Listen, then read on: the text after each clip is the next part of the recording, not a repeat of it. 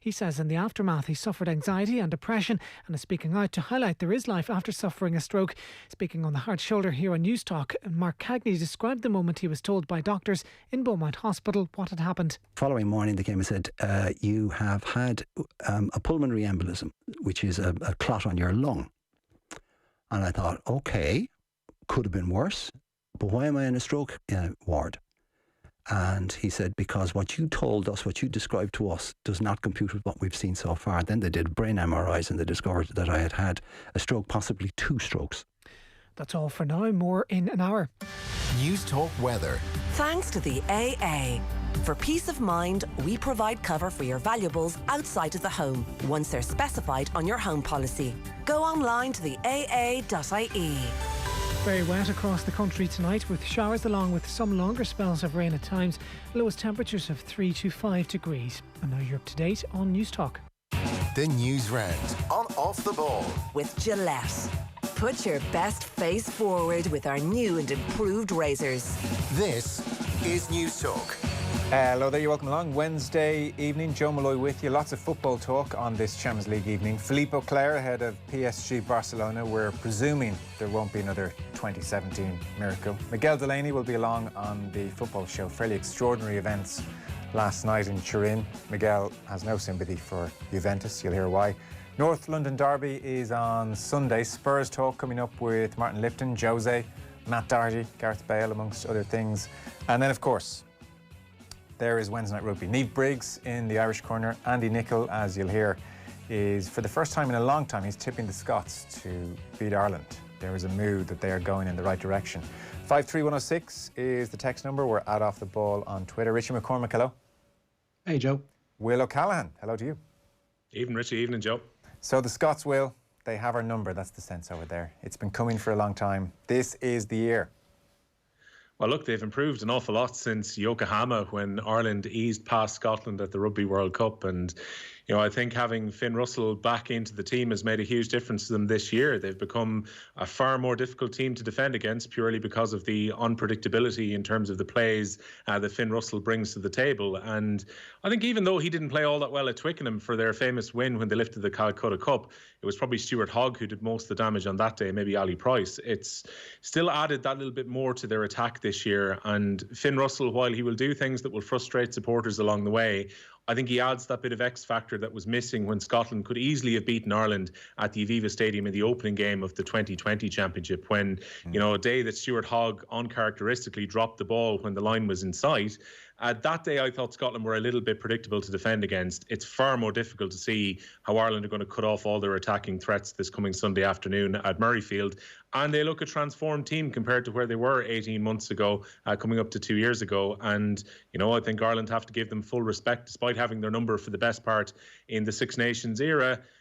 With the exception of a few notable defeats like the one at Croke Park back in 2011 and losing in 2013 in Declan Kidney's last campaign in charge. Generally, Ireland have had their number outside of that. But this time round, I think you'd probably have to make Scotland favourites going into Sunday's game. Yeah, it's a real turnaround. 18 wins in 22 games against the Scots this century, which is a real turnaround from the 90s. Jerry Thornley had the stat. I couldn't remember it was quite so bad. 12 matches against Scotland. Scots won 11. Ireland managed a draw in the other. That's how grim it was. It's really turned around. So Niamh Briggs and Andy Nicol, really good to have him on the way after 8 o'clock. It's another Champions League evening now, Richie. Last night was pretty extraordinary in Turin. It was the first time an empty stadium with this scattergun of angry voices screaming all the time felt like an atmosphere. In some ways it was more jarring and put me more on edge than just the nice recorded hum of thousands. I mean, it was just angry screams with no warning and no pattern to it at all times, and it added to this sense of tetchiness and tension. And then, look, there's a lot of time we watch sport and it's grand and it's grand, but that moment where Porto hit that free kick and the howler happens and it goes into the net, that was just one of those moments where I think everyone went, oh my God, oh my God, oh my God. Yeah, I got the, is everything okay? What happened? Up around the corner of the door, because I did let out that, oh my God, when he scored. It was one of those games, like I turned it on initially, like without wanting to break the fourth wall too much. I'm confined to the room up here. There's no telly, so I'm watching everything on the laptop. So I was watching that on Sky Go last night. We don't need, we don't need an insight into your domestic life. Keep it. We're just on at work here. No, we don't need to hear about the weekends. This is my Partridge-esque grief hole. But no, I had it on the headphones, obviously enough. And it's really jarring when you start watching a match on headphones and there's only the noise of what's going on the pitch and on the sideline. But as that unfolded last night, that soundtrack became just utterly spellbinding, because Juve and their bench were really wrapped up in this game, were almost acting as cheerleaders for half of it, were out of their bench. Their warm-up players were almost getting involved in the game to a degree. There was an exclamation from one of the Porto defenders at one point. I think it might have been Chiesa, or no, it was Bernardeschi, I think, attempted an acrobatic effort, and there was an audible "ha-ha loser" from one of the Porto defenders, which I thought was just amazing shithousery, and I'm mad in for that kind of stuff. But what stood out for me, and I did the old Partridge-esque line last night, can I shock you? I like Pepe now. It gets to that stage in the player's evolution whereby for most of their career, you know, they are really objectionable. There's nothing likable about them whatsoever, and you kind of put their talents, whatever they may be, to one side, and you concentrate on the person. Last night, he's gotten to such an age and such a stature in the game, and he's back playing his trade in Portugal. He got to such a degree. He's 38 years of age and put in a performance like Paul McGrath's in Giant Stadium in '94. He was everywhere. He was commanding in defence. His pace was still there. He was able to read the game brilliantly. And just, he stood out for me. I came away from the game after nearly 20 years of disliking that man, coming away with a grudging admiration of Pepe and everything that he brings to the game, because he was brilliant. I just thought it was funny, because I know you're talking to Miguel about this later, and the input of Andrea Agnelli on behalf of the European Club Association this week on their proposals for the revamped Champions League. It was nice to see a 29-time domestic champion and 2-time European Cup winners being described as plucky and the underdogs last night, which was rather unique. And a bit of symmetry for you as well, Joe, if you're into this kind of thing. I love symmetry. I love symmetry. And numbers, right. Yeah. There were 17 years between Porto's first European Cup win and their second European Cup win, so 87, 2004. And now... Stop. Right, Stop it. I know. You ready for this? 17 years on, Porto's number 17 is called Corona. I didn't see that twist. Are you having a bit of that? I don't know. I don't know what that means, but it doesn't have to mean anything. Shazam! That's all it means. Shazam! The news round, which we will start now, and off the ball and News Talk, is with thanks to Gillette. We don't just play the game; we change it. Gillette, made of what matters, as is often the case now. It's a day of the week, therefore there's Premier League action on. Yeah, with the old Declan Lynch adage, if there's a match on, you watch it. So currently, what we have to view is Manchester City taking another step towards the Premier League title. They lead Manchester City by 3-1, 6 minutes into the second half. Kevin De Bruyne opened the scoring for City tonight. James Ward-Prowse equalised from the penalty spot in 25 minutes, but 2 goals in the last 8 minutes, essentially, of the first half from Riyad Mahrez and Ilkay Gundogan have City firmly in control. They're going to end the night with a 14-point lead. There are 8 o'clock starts to both of tonight's Champions League last 16 second legs. Liverpool aiming to put their decrepit domestic form to one side as they face RB Leipzig in the neutral venue of Budapest. Jurgen Klopp's side holding a 2-0 first leg advantage. Alisson starts in goal for them. They've then got a back four of Trent Alexander-Arnold, Nat Phillips, the returning Ozan Kabak, and Andy Robertson is at left full. For the first time since October, Fabinho starts in midfield, and he's accompanied there tonight by Jorginho Wijnaldum and Thiago Alcantara, while in the front three, no Roberto Firmino tonight. He's replaced by Diogo Jota, who plays alongside Sadio Mane and Mo Salah. For Leipzig, the ex-Liverpool goalkeeper Peter Galaxy is in goal for them. Unlike the first leg, they've reverted, it seems, to a back four with Tyler Adams, Nordi Mukiele, Diot Upamecano and Lucas Klosterman, their defence.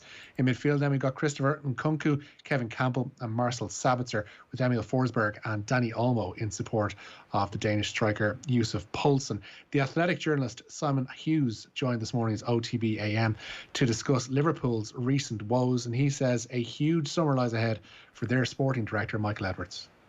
Yeah, I mean, I think there is more pressure on Michael Edwards, but with the pressure, there does come natural expectation. I think his records in the early years was when he didn't necessarily have the title to go with the responsibility that he had. I think his record in that time wasn't so great. I think that was partly as well because, a difference of opinion with Brendan Rodgers, for example, about the profile of the player that Liverpool was trying to sign.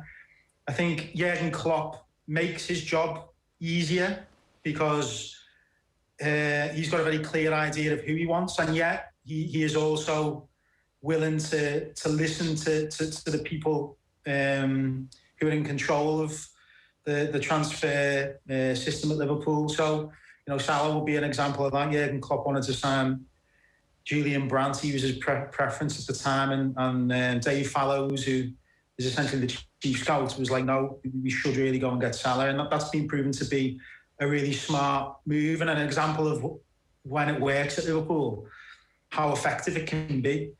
But, the bottom line is, that Liverpool will need to sell some players this summer to boost the coffers and allow them to bring some new players in. This is a very intriguing game, to say the least, Will, isn't it? Liverpool have a stronger looking team for sure than we certainly saw at the weekend, as to be expected. But a 2-0 lead, Leipzig have the advantage at this neutral venue of away goals counting for double. We saw Porto benefit from that last night. It's generally an advantage to be away in the second leg and to have the option of away goals transforming the tie, and it's a neutral venue, so those away goals will be easier to come by than they would at Anfield. I mean, on the face of it, you absolutely make Liverpool favourites to go through, and yet Leipzig score first, and who knows what jitters come into this. Yeah, that's it. I mean, they're obviously back at the same venue where they played last month, so both teams have got familiarity with the Puskas Arena where they played the first leg, where Liverpool, once they got the goals from Mo Salah and Sadio Mane, they looked very comfortable, I thought, in that fixture, while Leipzig will feel that they can only really have an improved performance on how they played last month. As you say, Joe, given the run that Liverpool are on, maybe they're happy this game isn't at Anfield, given the way the last half dozen games at home have happened, and maybe getting to Budapest might be a welcome break for them, because at the weekend, they were playing against the Fulham team who have been improved in the last couple of months, but Liverpool created, I felt, very few clear-cut chances during the game, and they looked absolutely off their feet. This is a Liverpool team who look wrecked at this point, having run more than any team in Europe over the last 2 years. And that's why there's no great surprise that Diego Jota comes in up front for them, because they need to try and make a change there. And I was surprised that Roberto Firmino didn't get the hook when Salah came off in the Chelsea game a couple of weeks ago on the Thursday night, because Mo Salah, at least if you've got him on the pitch, he can give you a moment of inspiration. Roberto Firmino is unlikely to do that, and Firmino has been entirely out of form, not scoring goals. So they're probably hoping that Jota can get them that goal, that if they get to 3, it's going to be very difficult to see Leipzig score 3 goals, without reply tonight if Liverpool were to get 1. So from that point of view, Liverpool are very well placed in the tie. But, Nagelsmann was saying earlier this week, Joe, that they're going to go and attack Liverpool tonight and give them plenty of it. And if that happens, like we saw last night, they could potentially get back into it. What they don't want to do is what Sevilla did last night and play really well against Borussia Dortmund for about 20 minutes and not score. And then, a world-class player like Erling Haaland can get 2 goals and kills the tie. Mo Salah, Sadio Mane could easily do that for Liverpool tonight, even if Leipzig play well for an extended period of time. But, Leipzig have played well against Spurs, Manchester United in recent times. They're really good against English teams. As you say, if Leipzig can score in the first 20 minutes, this tie is back in a knife edge again.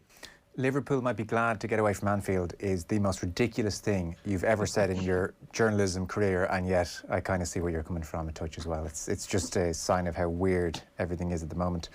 Willie Dawson says, I fancy the Scots with Hogg and Russell being the big difference makers. Killian says, that pseudoscience from Richie about Corona in the number 17 jersey is the stuff of QAnon dreams. I mean, it is. I still don't know what the point of it is. Like, I still don't know what it means. Symmetry, Joe. Symmetry. Oh, symmetry. Okay. It's symmetry. Well, indeed, yeah. Johnny says, even a broken clock is right twice a day. I reckon Liverpool have at least a couple of good performances in them to keep the European dream alive. We'll see. I mean, geez, the season gets very grim, doesn't it? If they get knocked out tonight, it would be devastating because they're favourites, and then they have 10 miserable league games to go. That would be a long couple of months. So we'll keep you updated right across the evening, as you can imagine. I do have a competition for you. All this week, we're giving away €300 Aldi voucher to celebrate Mother's Day, which is on Sunday. And it's all thanks to Aldi, who are making a donation to Bernardo's every time you buy one of their Mother's Day cards. They're hoping to raise about 20 grand this year. Aldi have 145 stores nationwide. Everything you need to say thanks to your mother to be in with a chance of winning that €300 voucher. Just identify our famous sporting mother, a 3-time European gold medalist, Olympic silver winning mother, has a daughter, Sophie, who won a silver medal at the Under-18s European Championships in 2018. I'm sure you'll all get that. Text your name and your answer to 53106 for 30 cents, and we'll contact the winner after the show. All with thanks to Aldi. Treat your mum to something special this Mother's Day. The other game, of course, PSG against Barca. Yeah, Paris Saint-Germain looking to avoid a repeat of their 2017 tie with Barcelona. The French champions hold a 4-1 first leg lead over the Catalan giants. But 4 years ago, remember, PSG squandered a 4-0 advantage by losing the second leg 6-1. Speaking of sixes, goals aplenty at the Etihad. Now, we've had two more since last we spoke. Riyad Mahrez made it 4-1 to Manchester City in that game at the Etihad. Shea Adams has pulled another one back for the Saints. It's now City 4, Southampton 2. Across Manchester, and United put some reinforced structure around manager Ole Gunnar Solskjaer today. Former United midfielder Darren Fletcher has been promoted to the role of technical director. He's been appointed alongside John Murtough, who will work alongside Fletcher as football director. Murtaugh's been with the club since the days of David Moyes, and their appointments have been welcomed by the manager. Yeah, Darren will still combine with the coaching. Of course, maybe a little bit less on the coaching side. And I'm very happy that we've made this decision and the announcement. Of course, I've known about it for a little while. It's I've known John since I came. He was here when I came, and he's now, it's more of a formal role, more say the title, job title. He's still been working behind the scenes, and I work well with him.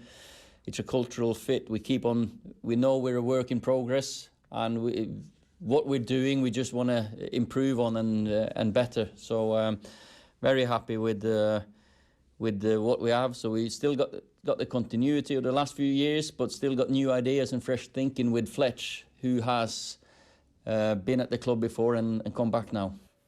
Yeah, Darren Fletcher does seem very impressive. The point has been made, we'll talk about it with Miguel Delaney after 9, that United have been looking for a football director or technical director for 4 years now. Turns out he was working there the whole time. Who knew? I mean, geez, what took so long is the question. I was reading Solskjaer does have a veto over transfers. So nobody... Yeah, he said today very little changes. Yeah, nobody will be signed he doesn't want, which I think, by the way, is the way it should be. I mean, I always think it's a really bad sign when you start hearing stories that player was signed, the manager didn't want that player. It just never works out. It's pretty telling as well, though, lads, isn't it, that all the kind of stories last summer were that Van de Beek was signed against Solskjaer's wishes, or he wasn't the player that they had sought, and that it was the club's hierarchy who had gone to Ajax to try and sign him as opposed to Solskjaer. So does that mean if Solskjaer says he has a veto now, that Solskjaer actually was entirely aware that they were signing Donny van de Beek last summer? Yeah, it's a fair question. And I mean, look how that's worked out. Donny's sitting on the bench wondering what's this all about. So I don't know. I guess he was bought in anticipation of losing Pogba. Which they still probably will. Yeah. So this Dundalk situation, the FAI have commented they're happy with the situation. Yeah, Mark Scanlon is the FAI's League of Ireland director and says the managerial situation at Oriel Park is very clear. Shane Keegan was confirmed as team manager by the FAI Cup winners, with former interim head coach Filippo Giovagnoli now listed merely as a coach. Keegan holds a pro licence, which is key to managing in Europe, and Scanlon told OTBAM the FAI are satisfied with Dundalk's arrangement. Yeah, no, it's very clear from our side, really. The clubs, as part of the club licensing process, have to submit mandated persons in a number of roles, and along with that, there's qualifications that need to be in place. So Shane Keegan was submitted as the manager of Dundalk, and it's quite clear for us what the situation is. Right, so it did seem from the press conference yesterday as if he wasn't fully sure that he was going to be manager, or that the club weren't fully sure. But from your perspective, Shane Keegan is manager and Filippo is just a coach? Yeah, that's right. Yeah, Filippo and Giuseppe are coaches there, and Shane is the manager, and Jim has obviously come in as the sporting director there as well. So, you know, there's a lot of experience and coaching knowledge and qualification in the club, and we wish them the best of luck this season. Well, the genesis of this change is obviously the 50,000 fine Dundalk were hit with by UEFA last year when Giovagnoli, not the head coach, or certainly not in possession of a pro licence, was dressed up in all his finery and very much on the touchline, and UEFA said, well, this isn't allowed, 50 grand fine. So they're trying to avoid that this time around. Pretty much. I mean, it's almost like a wink when you say that Giovannioli has stepped back to be a coach as opposed to being the first team manager. It has that in mind when they play in the new version of essentially the Europa League B when it comes around later this year, this new Conference League which is coming around, where Dundalk don't want to fall into that situation again. But this has been a problem that, Peak Six have been aware of for quite some time. We think back to even Vinnie Perth's time in charge, where John Gill was there with the UEFA Pro license at the time. And then Vinnie Perth brought Shane Keegan into the club. Shane Keegan comes in, initially as an opposition analyst, then becomes more embedded in the coaching team than just someone who's looking at the videos of the opposition. And then at that point, when they get into Europe, they're faced with the problem that they don't have a pro license holder because John Gill had left the club at that point. So Shane Keegan effectively gets brought up to the bench. But as we saw, I was at a few of Dundalk's games in Europe last year. Filippo Giovannioli was definitely shadow coaching, particularly the game in Tala against Molde, which I think is the point that UEFA probably realised what was going on, where Giovannioli was shouting in at the players and was in constant contact with Shane Keegan. He was just standing behind a hoarding as opposed to being in the dugout.